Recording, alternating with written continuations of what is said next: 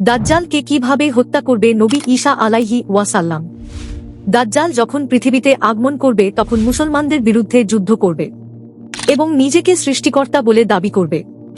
দাজ্জাল মানুষের মধ্যে তার অলৌকিক কিছু ক্ষমতা দেখাবে, যেমন মৃত ব্যক্তিকে জীবিত করবে, আকাশ থেকে বৃষ্টিপাত করবে এবং তার এক হাতে জান্নাত এবং আরেক হাতে জাহান্নাম থাকবে। এর ফলে মানুষ বিভ্রান্ত হয়ে পড়ে এবং তাদের ঈমান হারিয়ে ফেলবে।